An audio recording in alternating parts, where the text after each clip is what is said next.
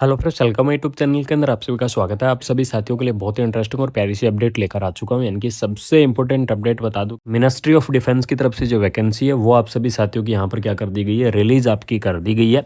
अलग अलग जो पोस्ट है वो आपको यहाँ पर देखने को मिल जाएंगी। अगर मैं पोस्ट के अंदर बताऊँ तो आपको मेडिकल ऑफिसर की पोस्ट है, डेंटल ऑफिसर की पोस्ट है, ऑफिसर इंचार्ज की पोस्ट है, रेडियोग्राफर की पोस्ट है, लैब असिस्टेंट की पोस्ट है, लैब टेक्नीशियन की पोस्ट है। इस प्रकार से आपकी काफ़ी सारी जो पोस्ट है वो आपको देखने को मिल जाएंगी। और सबसे बड़ी अपडेट कि ये आपकी जो भर्ती होगी ये होगी आपकी मेरिट के आधार पर। यानी कि इसके अंदर आपका क्या होगा, कोई भी आपका कॉम्पिटिटिव जो एग्ज़ाम है वो आपका नहीं होगा। बिना कोई कॉम्पिटिटिव एग्ज़ाम के आपको जो भर्ती है वो आपको देखने को मिलेगी। यानी कि मेरिट के आधार पर आपका जो सिलेक्शन है वो आपको यहाँ पर देखने को मिल जाएगा। ठीक है, इसके अंदर देख लीजिएगा, मेडिकल ऑफिसर के अंदर अगर मैं पोस्ट की बात करूं तो इसके अंदर एमबीबीएस वाले जो कैंडिडेट हैं वो इस वैकेंसीज को अप्लाई कर पाएंगे, यानी कि जिन्होंने एमबीबीएस कर रखा है।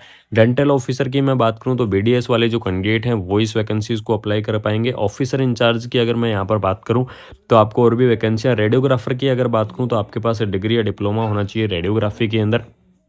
लैब टेक्नीशियन की पोस्ट की मैं बात करूं तो डीएमएलटी कैंडिडेट, यानी कि जिन्होंने डीएमएलटी कर रखा है, या फिर बीएमएलटी कैंडिडेट जिन्होंने बीएमएलटी कर रखा है। तो डीएमएलटी और बीएमएलटी वाले जो कैंडिडेट है वो लैब टेक्नीशियन की इस पोस्ट को क्या कर पाएंगे, अप्लाई कर पाएंगे। ठीक है, इसके अलावा आपको फिजियोथेरेपिस्ट की पोस्ट दी गई है जिसके अंदर आपको डिप्लोमा इन द फिजियोथेरेपी, यानी कि अगर आपके पास डिग्री या डिप्लोमा है फिजियोथेरेपी के अंदर तो बिल्कुल से आप क्या कर सकते हैं, फिजियोथेरेपी के इस डिग्री और डिप्लोमा को आप यहाँ पर क्या कर सकते हैं, अप्लाई कर सकते हैं। उसके बाद में आपको फार्मासिस्ट की जो पोस्ट है वो भी आपको प्रोवाइड करवाई गई है।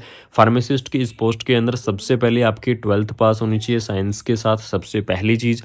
उसके बाद में आपको मैं बता दूं कि बी फार्मा और डी फार्मा, यानी कि जिन्होंने क्या कर रखा है, या तो बी फार्मा कर रखा है या फिर जिन्होंने क्या कर रखा है, डी फार्मा कर रखा है। तो बी फार्मा और डी फार्मा वाले जो कैंडिडेट हैं वो इस वैकेंसीज को अप्लाई कर पाएंगे, वो इस भर्ती के लिए एलिजिबल्स रहेंगे। सबसे इंपॉर्टेंट अपडेट, आपकी जो स्टाफ नर्स की वैकेंसी है जिसकी चीज़ के बारे में चर्चा करना ज़रूरी था, तो यहाँ पर देख लीजिएगा, स्टाफ नर्स की वैकेंसीज़ की मैं बात करूँ तो नर्सिंग असिस्टेंट या फिर आपको स्टाफ नर्स की जो पोस्ट है वो आपको यहाँ पर प्रोवाइड करवाई गई है।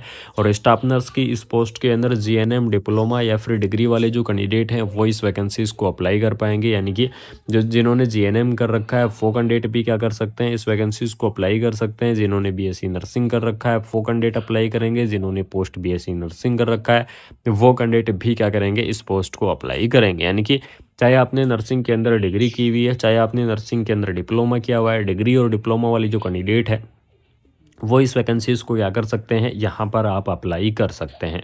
उसके बाद में आपको यहाँ पर ड्राइवर की पोस्ट दी गई है, फीमेल अटेंडेंट की पोस्ट है, पियोन की पोस्ट है, सफाई वाली की पोस्ट है। इस प्रकार से आपकी काफ़ी सारी अलग अलग जो पोस्ट हैं वो आपको देखने को मिल जाएंगी। सभी पोस्टों के बारे में यहाँ पर मैं डिटेल में चर्चा करने वाला हूँ।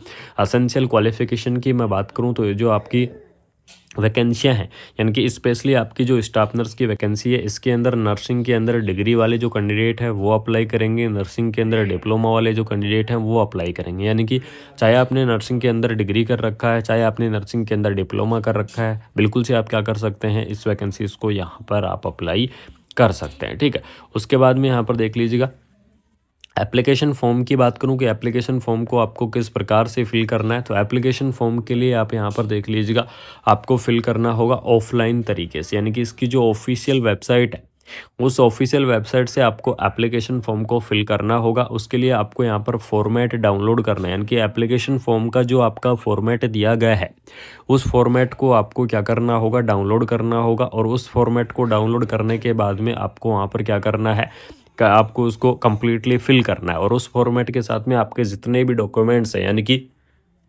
कम्प्लीटली मार्कशीट और उसकी आपकी जितनी भी जेरोक्स कॉपी करवाओ और उसको कम्प्लीटली उसके साथ में क्या करना है, अटैच करना है। और अटैच करके वहाँ पर आपको जमा कहाँ पर कराना है, ये आपके लिए सबसे बड़ी अपडेट है। तो आपको मैं बता दूं कि राजस्थान स्टेट की तरफ से जो वैकेंसी है वो आपको यहाँ पर देखने को मिलेगी। और राजस्थान स्टेट की तरफ से आपको पालमपुर की तरफ से वैकेंसी है वो आपकी रिलीज़ की गई है। तो यहाँ पर आपको एप्लीकेशन फॉर्म को जमा कराना है, वो देख लीजिएगा ECHS सेल पालमपुर, यानी कि ECHS सेल पालमपुर आपको जमा कराना है 5 फरवरी, यानी कि 5 फरवरी से पहले पहले आपको एप्लीकेशन फॉर्म को सबमिशन करना होगा। इस चीज़ को ध्यान रखना। अगर उसके बाद में आप, यानी कि 5 फरवरी के बाद में अगर आप एप्लीकेशन फॉर्म को फिल करोगे तो वो आपके जो एप्लीकेशन फॉर्म है वो आपके एक्सेप्ट नहीं होंगे। इसलिए आपको करना क्या है, 5 फरवरी से पहले आपको एप्लीकेशन फॉर्म को फिल करना है और इसका जो आपका इंटरव्यू होगा वो इंटरव्यू होगा F13 या 14 फरवरी यानी कि 13 या 14 फरवरी को आपका इसका क्या रहने वाला है, जो इंटरव्यू है वो आपको यहाँ पर देखने को मिल जाएगा। इस प्रकार से आपकी वैकेंसी है government of India ministry of defence की तरफ से आपको जो पोस्ट है वो आपको यहाँ पर देखने को मिल जाएगी। ECHS की बहुत ही प्यारी सी जो भर्ती है वो आप सभी साथियों की यहाँ पर रिलीज कर दी गई है, तो बिल्कुल से आप सभी साथी इस वैकेंसीज को अप्लाई कर दीजिएगा।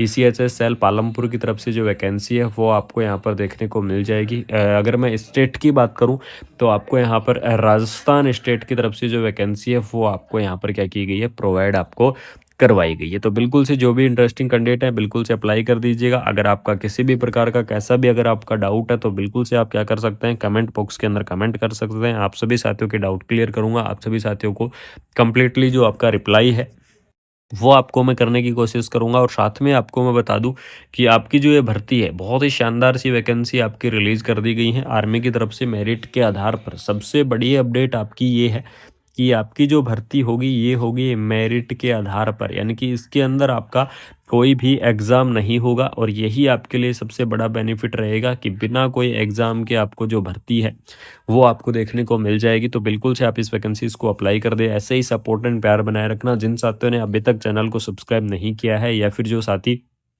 पहली बार चैनल के साथ जुड़े हुए हैं उन साथियों को मैं बता दूं कि चैनल को क्या कर लेना, सब्सक्राइब कर लेना और सब्सक्राइब करके बेल आइकन को प्रेस कर लेना। मिलते हैं को नई अपडेट के साथ, को शानदार सी इन्फॉर्मेशन के साथ। Thank you so much. जय हिंद।